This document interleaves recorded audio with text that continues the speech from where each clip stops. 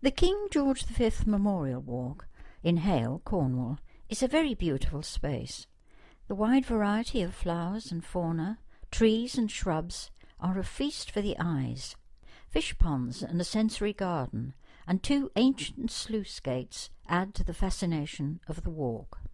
The walk was purchased in 1936 by Phillock East Urban District Council from the Great Western Railway Company and Messrs Harvey and Company. It was laid out as a formal walk to commemorate the Silver Jubilee of King George V and Queen Mary. With its panoramic views across Copperhouse Pool, it quickly became a popular venue for walkers and bird watchers. Waders and wildfowl can easily be observed without disturbance from the path which follows the entire north-east bank of the pool. The Memorial Walk was chosen as the town's main Millennium project, and the Victorian-style lamps, new benches, and the Scent and Touch Garden for the Blind were added as part of Hale's 2000 celebrations. But, and this is the story I want to tell, beneath the peace and tranquility of today lies a tale of what was once a vital industrial area, with conflict, hardship, and necessity, all part of this piece of Hale's history.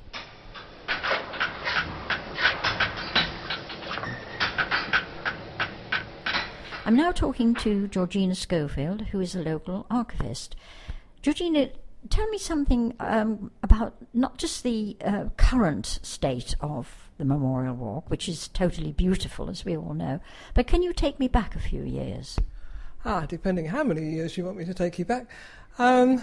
The Memorial Walk really goes back almost to the beginnings of the harbour, because although it wasn't a formal walk, there were trackways that led round the East Low, which was the name of the pool at that time, and it was the only way of communicating one to the other.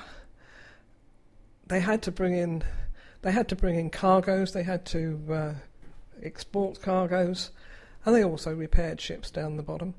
And most people who lived, they also lived around there. People don't realise that there was quite a little community living from roughly where the power station is now, right the way round to the other side of Phillock. These were not only farmers, they were also fishermen, and lots of them were artisans. Quite a few of them were blacksmiths and builders, and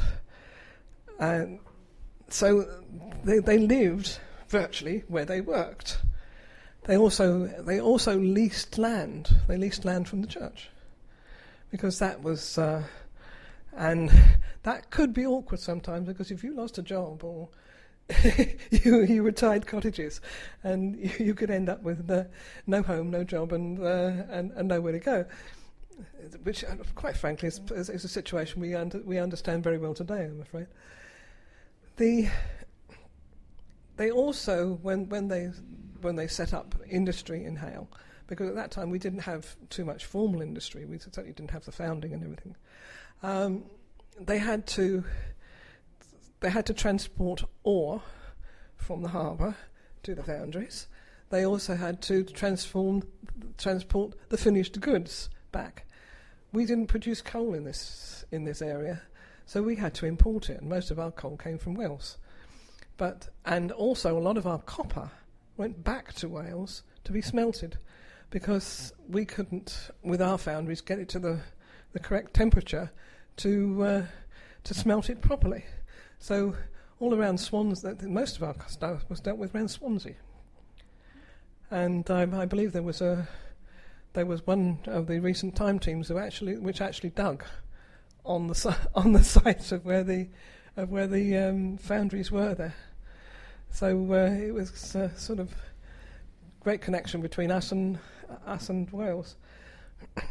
But also the roads. Well, if you consider what the road system was like in Hale at that time, there was no real formal main road. It was just mud, probably, and you had to you had to have some proper trackway to get to the harbour. So this is where the copper company came in. They had tons and tons and tons of slag from the bottom of the foundry, the foundry furnaces. They didn't know what to do with it, and they came up with, first of all, the just slinging it out to infill. If you look around the top end of Copper House, most of that is built on copper slag, and where the Penwith is known as the Belle Isle, because it really was. It was an island. It was a huge island of copper slag. Then they started moving out further, and they started building up the trackway, and that was the only way they could get rid of it. And then they suddenly found this: if they could shape it, you could build with it. And this what they called scoria. They called it scoria. These scoria blocks are dense. Are completely dense residue from the bottom of the furnaces. They never wear out.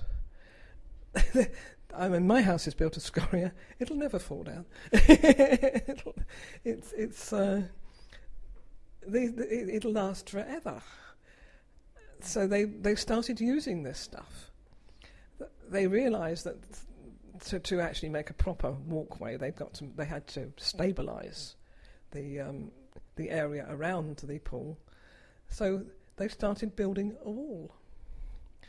And they started the wall, I think, in about 1763, and they finished in about 1769, and they had completely enclosed the East Low. Well, that's quite an undertaking when you consider how big Copper House Pool is in itself.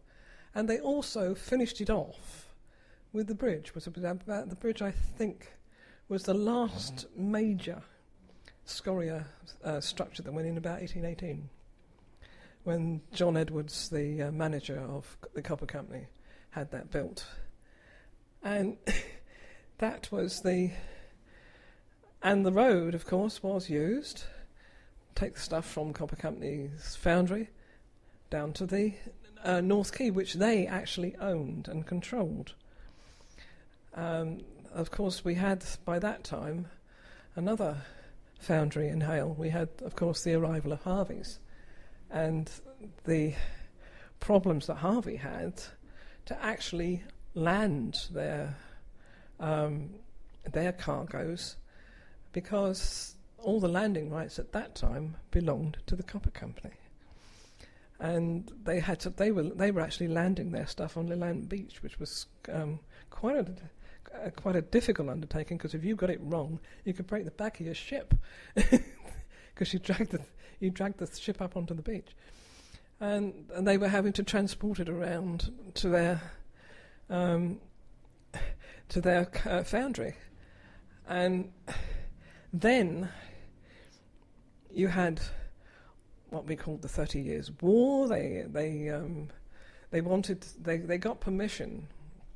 They finally got the lease from the St Levens to build what is now South Quay. That did not please the copper company whatsoever. They did not want Harvey ships coming up through the harbour. That was very much not on. So they got to the stage of building they built the quays, and overnight their various people used to go down and dismantle them. And this went, as I said, this went on for about 30 years. And in the meantime, they'd actually altered the course of the river, and they'd actually altered the parish boundary as well. So that had to go to the diocesan court to be realigned. The original boundary was, I think, St Earth's boundary actually came virtually up to East Quay, but of course nobody knew where it was anymore, so they actually did it down the middle of the river. It that was the safe. That was the safest. Philip was this side and Snurth was that side. That was the safest way to do it. Walk away, please don't, before you throw your life away, a life that I could share for just a day. We should have met. I'm now talking to Chris Quick.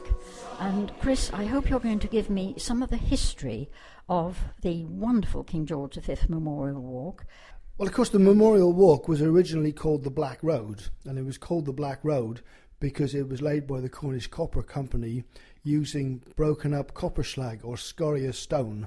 And actually the piece at the end of the Memorial Walk going in towards where the co-op is now is still called the Black Road. And the bridge, of course, is the Black Bridge, again made of scoria stone, which is all pre-1819 because Hale stopped smelting copper in 1819. So all the scoria stone you see around is pre-1819. A wonderful little piece of history, or big piece of history, isn't it, for Hale? Yeah, I mean, the Copper Company, everybody thinks that Harvey's was the major player in Hale. But actually the Copper Company came to Hale 20-odd years before Harvey's, and nearly all of the keys, apart from Foundry Key or South Key, are Copper Company keys. And that's why you see scoria slag in most of them. But if you look at Penwith Key, South Key, there isn't any scoria stone in that, simply because there's no way that the Copper Company would give Harvey's anything. So there was even quarrels all those years ago, as there are right up till today. People just disagree about what should and should not happen. Well, I think they were major quarrels in the early part of when Harvey's came to Hale in 1779. The Copper Company did everything they could to actually force them out of business. In fact, that because Harvey's didn't have any of the keys, the only way they could get goods in and out of Hale was to use lighters moored in the estuary and bring the stuff into the beach. And it wasn't until they acquired the land at Penwith Terrace that they actually built South Quay. So there was a 30 years war between the two companies where waterways were blocked up and anything. I believe when Harvey's was actually digging out South Quay, they would dig out the quay in the day and the Copper Company guys would come in and fill it back in at night. No. And I also think that when Harvey's realised this, they started to use farm carts and take the spoil away. So the Copper Company men tended to throw in copper slag just to make it very difficult to actually construct the quay. The world and its people, it doesn't change, does it? Not really, no. It's carried on the same. I would say it was far worse in those days, because the laws now are more than likely, they control the things far better than they did in those days. Up with the Jolly Roger boys, and off we go to sea. There's heaps of fun when the Jolly Roger's done, and the wind is on the lee, and the wind is on the lee. Blow high, blow low, blow, it's off to sea we go. They had I suppose a defence pact, a pact of non-aggression, they called it, which they signed in 1818, which was supposed to put a stop to all the shenanigans, but it didn't really. It just drove them underground slightly. And eventually, in 1827, they went to a tribunal and got it settled once and for all. But the Copper Company actually lost out on this, because they actually lost East Quay, which they had built and spent a considerable amount of money on, but they lost part of it to Harvey's because they took the traditional boundary for the estate, for the Carnsue estate, which actually took in bits of that. So Copper Company, if they'd have shut their mouth and kept silent, would have probably done a lot better. So but they'd already got the sluicing system in by that time, and what they did, they actually built East Quay on a sandbank, which was not. I think what did they say in the Bible? Do not build upon sand. Very true.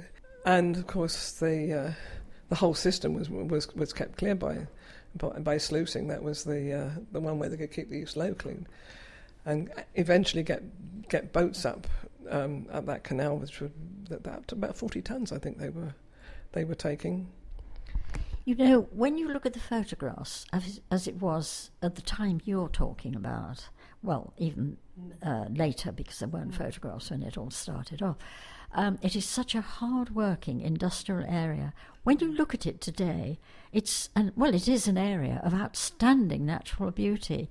I think this transition is fascinating. Oh yes, because people did care. I've heard people say, "Oh well, of course, when we didn't have the protection for the birds and everything else, when the Industrial Revolution was going on, actually they probably had more protection than you think, and there was a greater. And if you read back, there was a greater variety of birds as well. We've lost an awful lot of species here, partly through climate change, partly through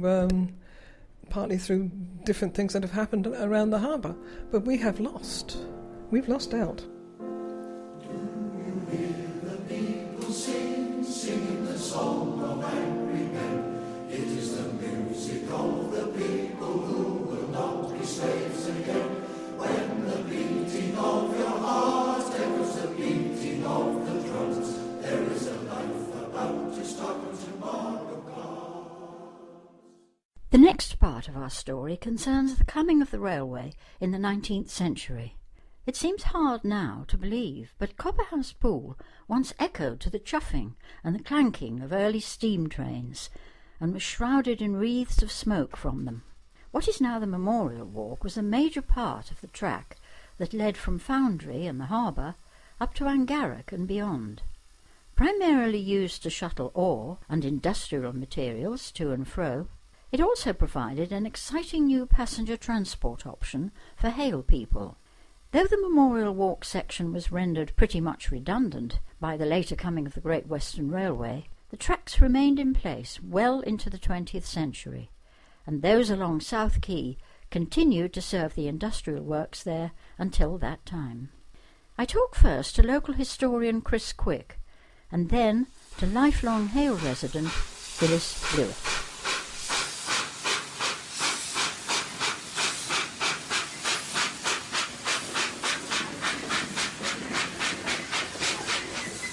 When and why was the railway established? Well, the railway is part way into the history. The Black Road was actually laid. It was called the Black Road initially. It was laid by the Cornwall Copper Company, the Cornish Copper Company, to get transport from North Quay, which was one of its quays, into Copperhouse. And at the time, Hale didn't really have a road going through the middle of Hale. I believe there could have been a toll road later on.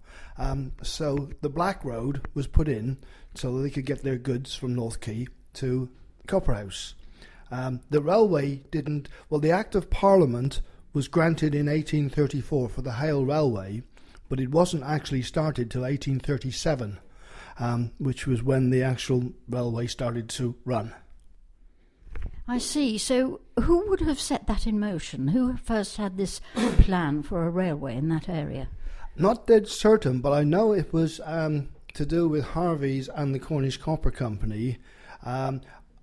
Getting goods to and from Hale, getting ore to and from Hale, getting coal was very difficult. So initially it was planned that the Hale Railway would start at Foundry, go along what is now the Memorial Walk, up the hill at Angaric, and then it would go along to Camborne, to Redruth, and eventually the end of it would be a spur to Trezevine Mine at Lanner, with a section going to Portreath, and another section, I'm not certain dead on where it went, but there was another station, I think off Carnbray somewhere.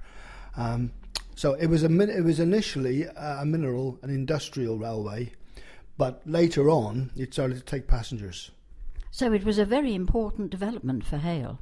It was, and I know that when it was brought in, the Copper Company tried to bring it in before it had got to Harvey's, because they wanted a one-up on it, because I think there was a problem building the bridge where the swing bridge is now, and that wasn't built, and the Copper Company tried to bring the railway in beforehand, but Harvey's definitely said no, and they had to have it going all the way to Foundry Square before they were allowed to open it. And was it very busy from day one? Was it well used? I think it was well used in the fact that it was one of the very early railways. Passengers, I think, liked using it as something which was entirely different. It sort of ran for a number of years, well, 1837 till 1852, but it then got taken over by the main line coming to Penzance. So the section, I think the Hale Railway joined where the main line is now at Gwynedd Road. So the section from Gwynedd Road going towards Redruth was absorbed, but the section coming into Hale was basically abandoned. Because what it has become now, and we'll talk about that later, it's such a beautiful area, but sometimes when I'm walking along it, it's total imagination, but I think, I couldn't possibly remember, thank God, not quite that old, but you hear the trains. You can imagine it was a really hard-working patch of ground, and we're going along leisurely, watching the birds, sniffing the flowers. But once it really did work very hard, didn't it? It wasn't as pretty as it is now. No. I mean, you can imagine the trains coming along Penwith Terrace on the other side, and then they went over a drawbridge where the swing bridge is now, and then they would have gone along the Memorial Walk as it is now, and carried on. In fact, the Angaric station was the fish and chip shop in Guildford Road, and that was the Angaric station. And if you look at that fish and chip shop, there's a very straight piece of road path just opposite that, or just after that, and that's where the railway went. Oh, that's interesting. Before it went up the hill, I mean, they called it Steamer's Hill, but it was actually, it went up the fields there, and because it was so steep, it had to have a stationary engine pulling the vehicles up to the top, and also when they were coming in the other direction, they had to be winched down basically. So it worked very hard, it was very useful.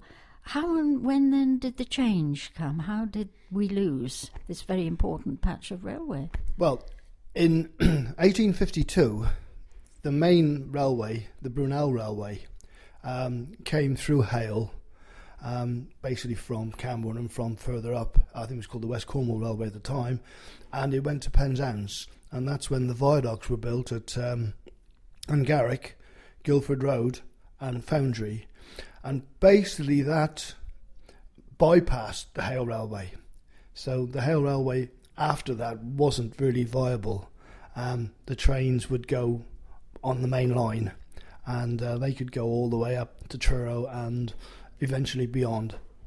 So was it how can I describe it, a dead piece of railway line for some years?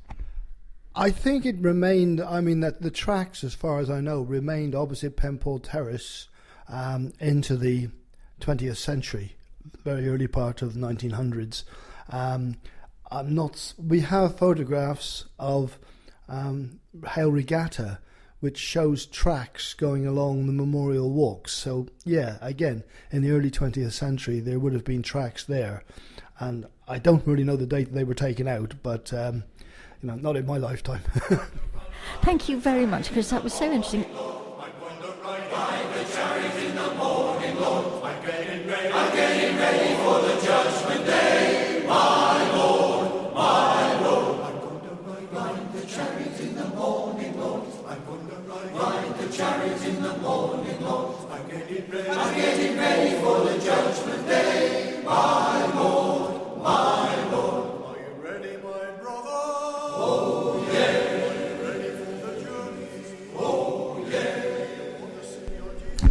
Phyllis, you remember when the beautiful George V Memorial Walk was actually a railway line, don't you? Yes. And can you tell me something about what it was like in those days? It was just ordinary. It did have flower beds up there, but the railway track started down at the Foundry where the viaduct is, and there was a station there for Hale Station, and then the railway lines ran then right up through the main near the harbour, and then across of the bridge, and then up to the Memorial Walk up towards Angarrick. So it went as far as Angarrick? Yeah. And there's a bridge there. Is that connected? The bridge that when you go over the bridge to Clifton, you'll see it there near the swimming pool where the bridge used to go over. So can you actually remember trains going along that railway line? I used to see the trains not going that way, but the trains going with the coal and Esso works and the sulphur down to the electric works. You must have been a very little girl then. No, because we lived right in Steam Packet. My daughter was born there. She was born at the Steam Packet? Yeah, now she is 61. Goodness me, she won't be very pleased with you telling me that. We'll take a few years off that. Well, she wouldn't mind. So you're aware of the great history of that whole area. Yes, yeah. What else can you remember? Well, they used to bring the line as well, up near the Hale Station, where you cross over. The railway line used to go down that way to go over over towards Electric Works. They used to bring the Esso trucks and for the electric things over there. So it was really a very busy Hale was busy because over Electric Works they employed 300 or nearly 500 people, and Esso Works used to employ nearly 300 as well. So that must have been shocking when they went. It was, yeah, because we used to watch them pull the wagons down with the horses. One was called Black Beauty, and the other one was called Bess. And they would be pulling what? The trucks to go to the Esso place. I see. So then they'd get them to the railway line, and that's how it worked. Yeah. So it must have been quite upsetting for a lot of people, maybe including you, when the railway line closed down. Well, it closed down, and that was it. No more work? No. But what do you think of it now, Phyllis?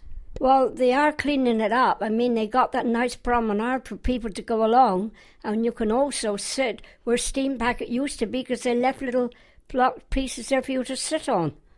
It is lovely. I was down there on Sunday, and it was so beautiful. The water on the one side, that's Copperhouse Pool, isn't it? Yeah. Beautiful. Did you ever swim there or anywhere there? Swim. You're a Hale lady and you don't swim. Everybody I speak to swims. They all talk about Copperhouse Pool. My daughter and they swim. They used to go on the slip, but you go down to there near where Steam Packet was, and they used to swim there all the time. So when you look back, you must have seen huge changes, well, particularly in that area, but Hale generally, I guess. Because you've lost the cottages that used to be over there, the poor cottages. You've lost them. What happened to them? They all got took down. That's very sad. Why did they take them down, Phyllis? Well, because they wanted space, I suppose, and they had the caravan then for the boat people. Oh, I see. Yeah. It's as the life changed. For model boats. Model boats, yes. Yeah. It is as life changes, so the surroundings change, don't they? Yeah. So you must have been, all of you, very sad to see the end of the railway line. Well, we were, because we used to like to see the horses coming to and fro with them, and also when the coal dropped off, we could pick up the coal that was out there on the floor. Oh, you were allowed to do that? You could take that home and burn it? Yeah, because we had coal fires then. Oh, lovely. Yeah. So it was a case of, first there would get the pickings. Yeah, that's it, yeah. Well, we shared it with the cottages across the road and us in Steam Packet. Oh, I see. Yeah. And what happened to the steam packet then? It all got pulled down because that was a big hotel for the shipping. It's very sad, isn't it, when you see parts of the history of Hale that may have been destroyed. That was for the steamboats. That's why it was called Steam Packet. And you lived there? I lived there in the flat until we went up to Billick for a councillors and we bought this one. I've been here 53 years. Oh, lovely. Very contentedly. Oh, yes. Yeah, yeah. And you wouldn't live anywhere else than Hale? No, I wouldn't go nowhere else. I think it's lovely. I think the people, they're so friendly and open, and there's so many people still born in Hale that are still here. Quite a lot of people around here are born from Hale. Yeah. So you've got a lot of old friends around you. Oh, yes, yeah. So, no, like I said, it's today. I was out for a walk, and the people were looking for the Mill Pond Gardens, and I told them to go up the rope walk and then come back the mill pond and then go in and sit in the garden. He said, "Thank you, Mrs." He said, "You're the most best person I've seen for the day."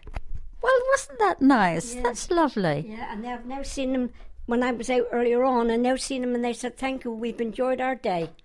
Oh, now isn't that lovely? But that's typical of Hale people, and you're a typical Hale person, aren't you? Yeah.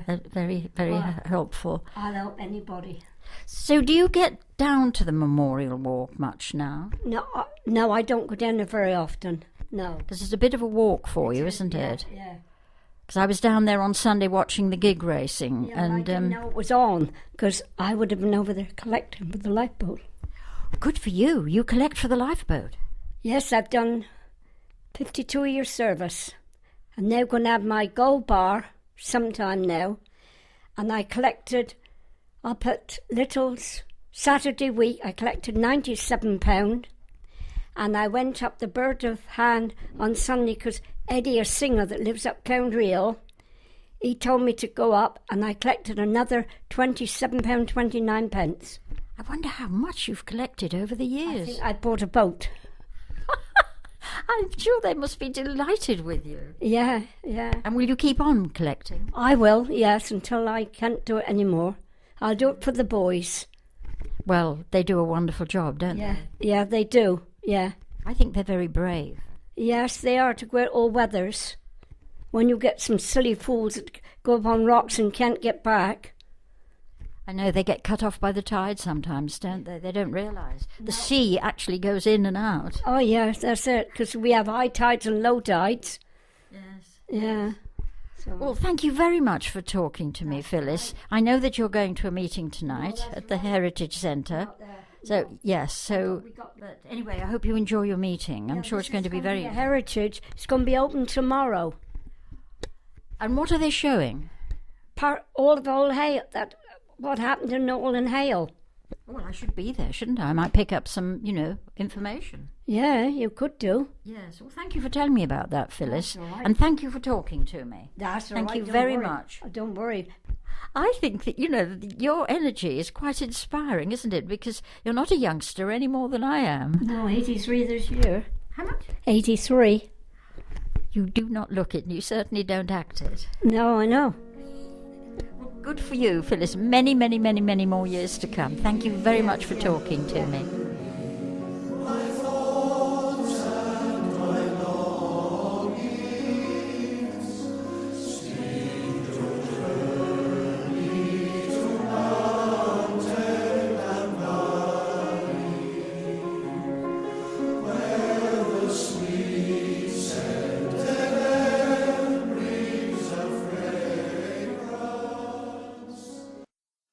And so we come at last to the creation of the Memorial Walk in 1936. The next year, many further plantings were added of shrubs, over 100 trees of many species, to commemorate the coronation of George VI. At some point, it lost its original promenade status and was opened to vehicles. Little more was invested in the walk until it became Hale's main Millennium Project, when it was greatly enhanced with many new features and plantings. It has been lovingly tended and further improved since then by a combination of the Parks Department and many volunteers. The latest developments have been the erection of the massive old sluice gates, found during the construction of the new bridge to North Quay, at the back of the walk and the pedestrianisation of the Memorial Walk on Sundays. Here I talked to Mike Kemp, head gardener, and Anne-Marie Rance, a full-time volunteer, as well as to a visitor to the sensory garden, and again to conservationist and archivist Georgina Schofield.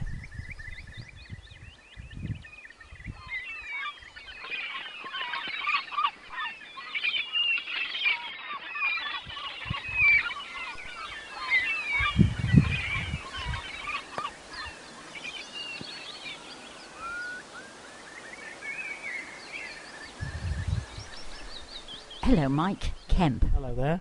Now, you're going to tell me something about, not exactly the history, because, I've already covered that, but you are head gardener here, or one of the head gardeners here. What is it like working in such a beautiful spot? Oh, it's fantastic. The amount of different plants we've got here on this walk alone creates a lot of interest for everybody. And I've been here 21 years in Hale working as a gardener, and I've seen this walk evolve really from quite a bland sort of walk when I first started here. Lots of sort of common stuff in it, but we tried to exploit the situation really by putting more exotic species, and they do grow in this location.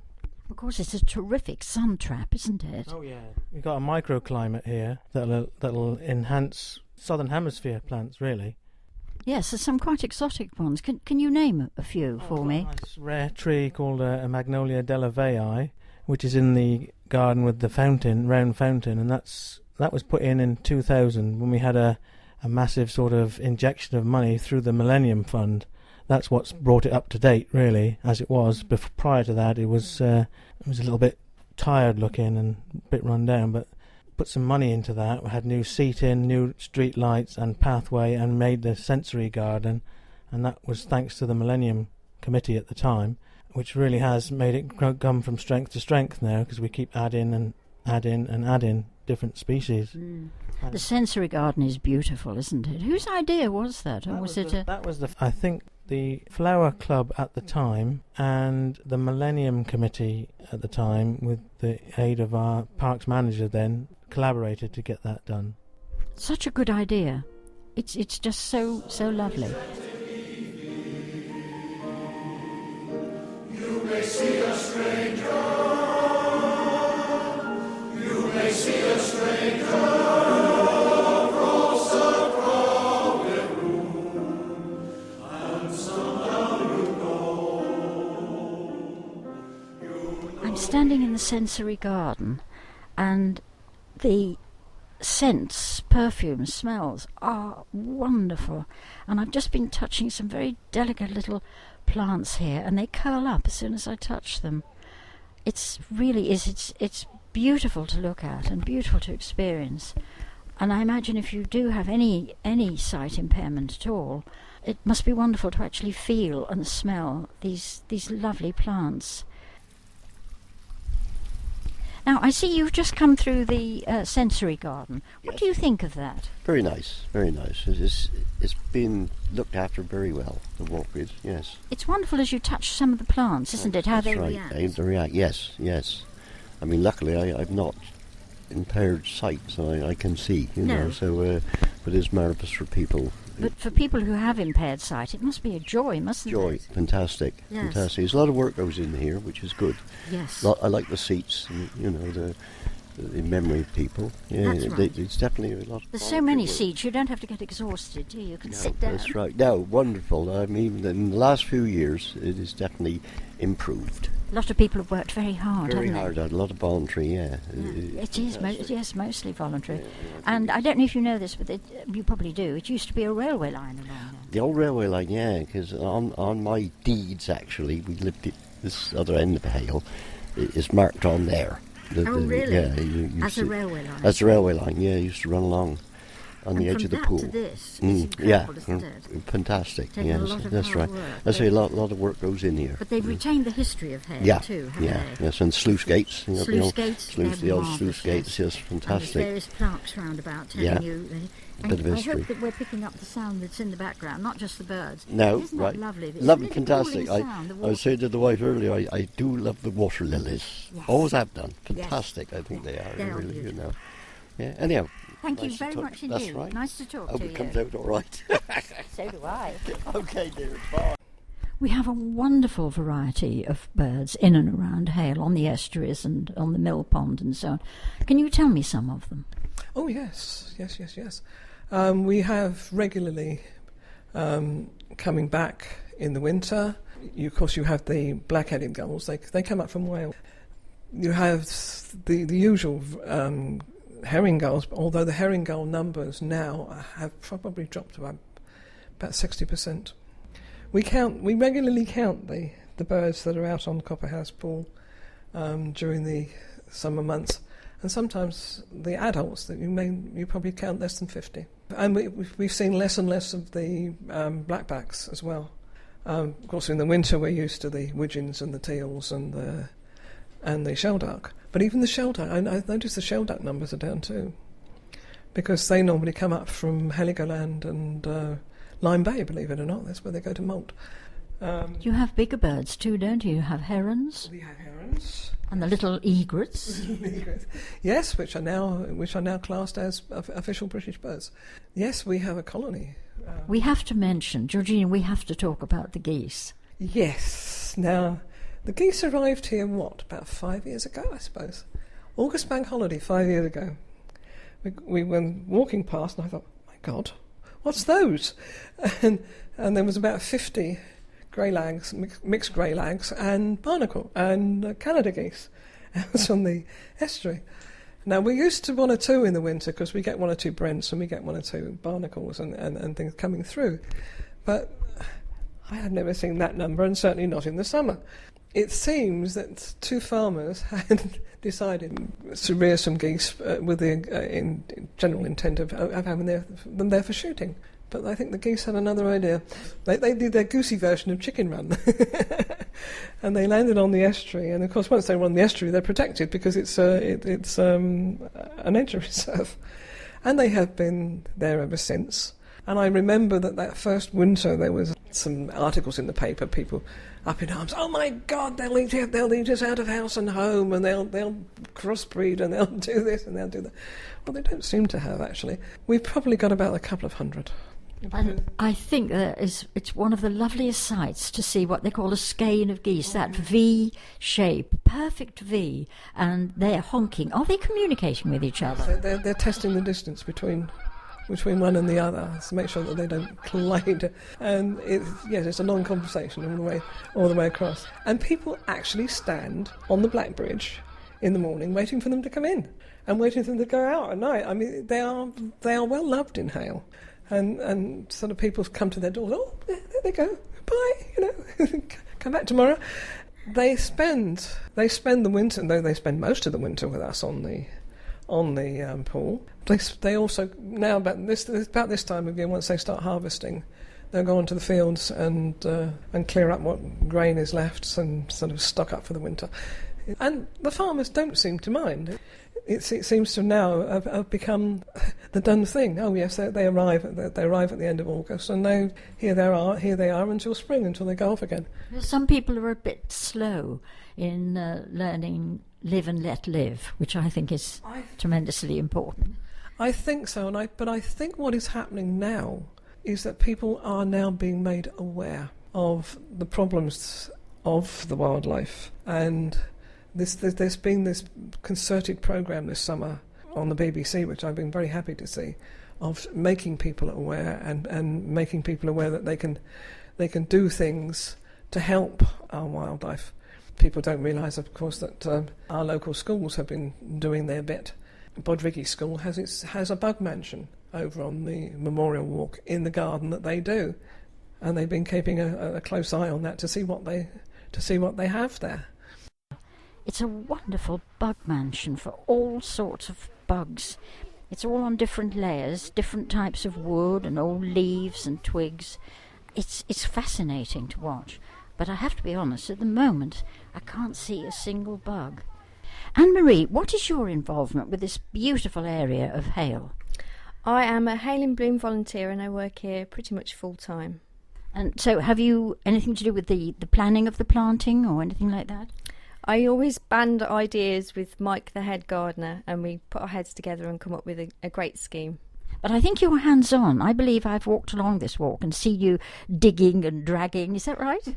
Yes, definitely. You probably recognise me more from my bottom in the air than my face. Yeah, exactly. I wasn't going to say that, but that's true. I think the last time I saw you were working really hard in the area where the sluice gates are. Oh, yes, definitely. We were weeding that. That was our collaboration, myself and Mike Kemp, the head gardener. I managed to campaign successfully to save the sluice gates, and we've arranged the bed in front. We've come up with a wonderful plan. It's a lovely planting scheme, so definitely come and see it. Isn't it extraordinary that people like yourself have to campaign to save the sluice gates? It seemed to me so obvious that no way should they be destroyed. They're a fantastic piece of history, and it's so impressive to look at. Yeah, they are amazing. I'm so glad I managed to save them. They are a talking piece. We've had lots of people walk past, and as we're working there, they're talking about it, and they're reliving memories of operating them. It's been brilliant. Really good talking point. Well, I was down here on Sunday, and I was talking to some of the people just, wandering along and watching the gig racing, and so many of them mentioned the sluice gates. They were just so impressed with them. And the question I was asked, which of course I can't answer, how did you move them? They came in with a large crane and a big flatbed lorry, and they were hoisted into place. Previously to that, they'd actually dug a huge trench, and we had reinforced concrete in there, so they're not going to go anywhere. They're completely secure in there. And have you got any future plans, any ideas about the rest of the walk, the planting or anything, or is it just quite organic? It just rolls along?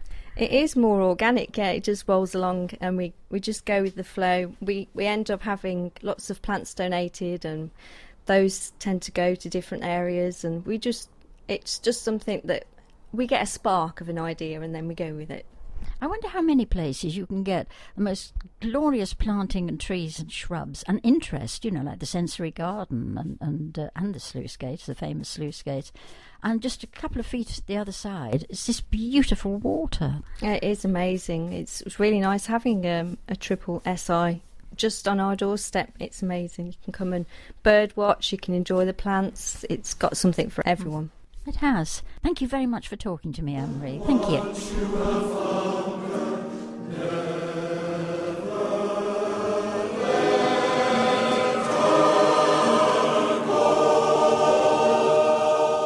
And the ponds with the fish in. I've never seen such healthy-looking fish. The water is sparkling, isn't it? Who looks after those particularly? Oh, well, we've got a volunteer called Chris Stumbles, who you might know from BBC Radio Cornwall. Yes, I do. And I know of him. Yeah, he's our volunteer that looks solely after the ponds. That's his thing. Well, you can tell him from Penwith Radio he's doing a very good job. So, what about events? How do you feel about events when, like last Sunday was the gig racing? Do you worry a bit that, people are going to go a bit wild and trample over things? Not really. You put up with that kind of thing because it's being used. That's what it's for, Yeah, but you don't get much damage, I would think, down here. Not a great deal, no, not now. No, used to years ago, but it was... Since more people use it, they respect it now. Of course, with those little secret gardens, it's such a lovely idea. Was that natural? Was that here, the way they cut away? You go round in a sort of little arc and then another little arc. Yes, they were kind of like sectioned off, but the theme was still running through the whole walk, but you walk out into different areas where the trees and things are, and they're in little pockets, like the jungle garden this side and the giant garden that side, and we got the sort of cactusy bed down the very end, which sort of lends itself to dry, hot weather sort of plants. And just here, I'm looking into the greenhouse, and quite a big greenhouse, isn't it? And obviously this is where you work a lot, bringing on the new... We bring in as much as we can through cut-ins and that, and seeds, yeah. And do people bring stuff to you ever, or do they send you stuff? Oh yeah, they bring stuff all the time. We're getting plants donated, and people come up to me and say, "Do you want to use this in the gardens rather than throw it away?" Yeah, it's great. I don't say no. We can always accommodate stuff. That's lovely. That makes it a real community garden, doesn't it? It does. It's a real community effort here in Hale, and it's brilliant. I think that is a great advantage or blessing when you walk along the Memorial Walk. So beautiful visually, you're looking at the flowers, and also you can smell the flowers and the plants and the shrubs. But to stand there on the path and actually see the variety of birds on the water is incredible, isn't it? I think that we should appreciate the walk, and I'm so glad now that we've managed to get it pedestrianised for at least one day, because originally it was a promenade. It was not there for traffic.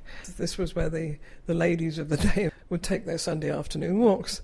And I'm glad to see that at least we managed to save it, because for a long time it was really in doubt whether we would keep places like this. We've lost a lot in this town, and it would be such a shame to lose something else like that. There's so much history attached to it. There is so much, and as you say, there is so much beauty attached to it. Beauty is the word most used to describe the Memorial Walk. From gritty, noisy railway line to a tranquil feast for eyes and ears. Quite an achievement. Quite a journey.